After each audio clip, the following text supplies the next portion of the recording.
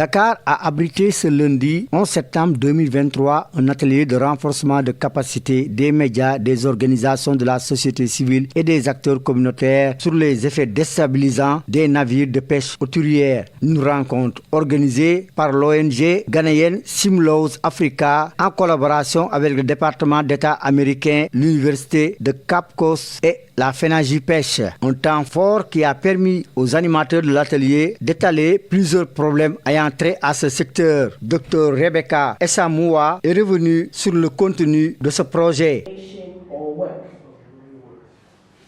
In Work Package 2, we are having advocacy for fisheries transparency, and this activity is one of that. Advocacy for fisheries transparency, to have paradigm shifts, sustainable fisheries and livelihoods. Through strategic documents that will be developed to have our industrial capacity enhanced and repositioned for local ownership. And in Work Package 5, quant à Dr Kamal Den Ali, responsable de l'ONG, il a abordé l'importance du cadre juridique et d'une bonne gouvernance dans le secteur de la pêche. Promote their development. But the important question we should all be asking ourselves is that after 30 years of the convention, have we really got the benefits that we fought for 30 years ago? That is the question we should be asking ourselves. Under the Law of the Sea Convention, the maritime space is divided, and states have different rights and jurisdictions in these spaces. Quant au professeur Denis Ayeto, membre de l'équipe technique du projet, il est revenu sur la pêche durable et les menaces qui subsistent dans ce secteur au niveau de l'Afrique de l'Ouest. Libéria, c'est la même chose. Dans nos pays, au niveau de l'Afrique de l'Ouest, il y en a. C'est que ça doit éviter un déclin à long terme et ça doit maintenir le potentiel et pour assurer les besoins et les aspirations des générations actuelles et des générations futures. Et donc, dans ce cadre-là, je pense qu'on doit chercher alors à améliorer, ça c'est quelques options en fait, pour contrer les actions de ces navires de pêche étrangers. Il faut réduire un peu l'implication politique. Souvent, c'est des implications politiques et autres. Donc, on doit réellement appliquer ce qu'il faut pour avoir ce qu'on veut de façon durable.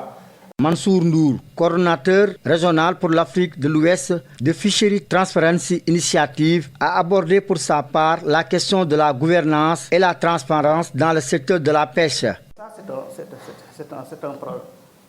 Le deuxième, c'est le risque des navires de pêche autorisés.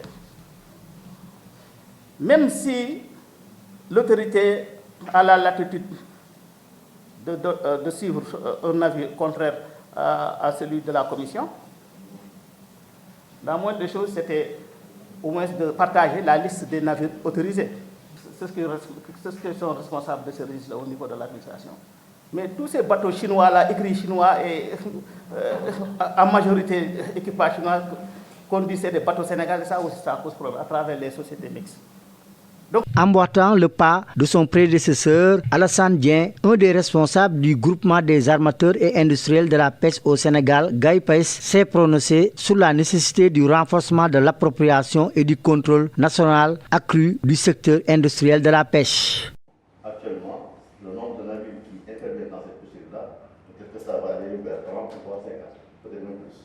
Dans ces accords aussi, vous avez parfois, c'est des accords qui sont parfois, disons, en distorsion par rapport aux acteurs locaux.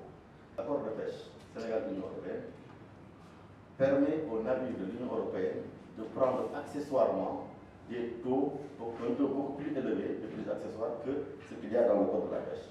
C'est la question, ils vous disent que oui, l'accord en termes de droit, c'est super.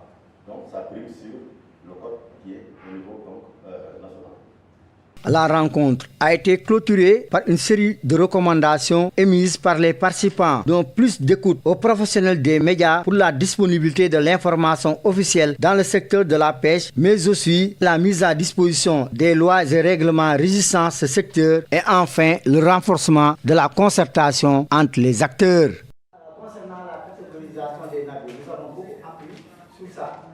Et l'autre chose, c'est par rapport aux les dernières informations par rapport aux zones de pêche autorisées.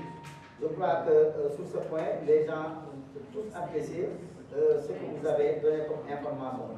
L'autre point, c'est vraiment là aussi où les gens ont mesuré le désastre causé par les navires de pêche et le pillage parfois de nos ressources halieutiques.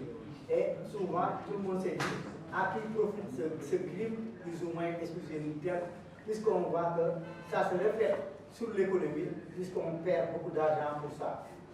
C'est renforcer et appliquer les sanctions contre les bateaux qui font de la pêche bétail.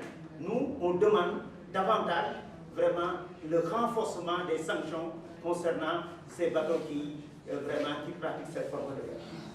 Concernant les recommandations, restituer à la base des connaissances acquises, réaliser des émissions radio et TV, mais aussi une presse écrite.